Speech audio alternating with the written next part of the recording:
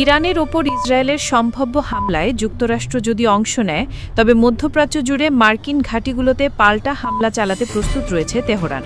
এমন সতর্ক বার্তা দিয়েছে মার্কিন গোয়েন্দা সংস্থাগুলো। যুক্তরাষ্ট্রের আশঙ্কা, সংঘাত শুরু হলে লোহিত সাগরে হুথিদের আক্রমণ ও হরমুজ প্রণালীতে নৌ মাইন স্থাপনের মতো কৌশল নিয়ে এগোবে ইরান।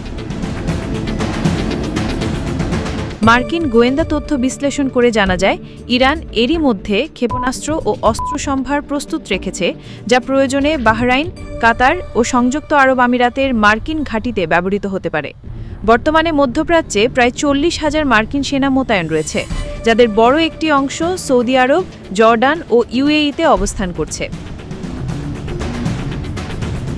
এরই মধ্যে ইরান হুঁশিয়ারি দিয়েছে, যুক্তরাষ্ট্র ইসরায়েলের হয়ে হামলায় অংশ নিলে ইরাকসহ গোটা অঞ্চলে মার্কিন ঘাঁটিগুলোই হবে প্রথম টার্গেট।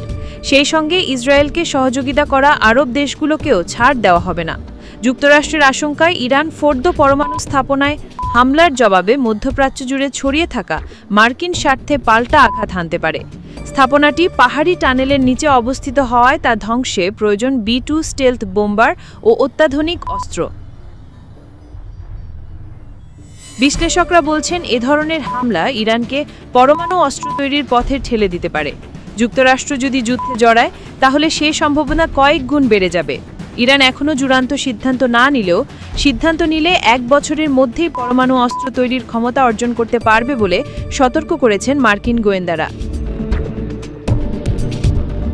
অন্যদিকে ইরানের পররাষ্ট্রমন্ত্রী স্পষ্ট জানান, আক্রমণ করে ইরানকে দমন করা যাবে না, বরং পরিস্থিতি আরও ভয়াবহ দিকে মোড় নেবে। এই যুদ্ধের দায়ভারে ইসরায়েল ও তার মিত্রদেরই নিতে হবে বলে হুঁশিয়ারি দেন তিনি।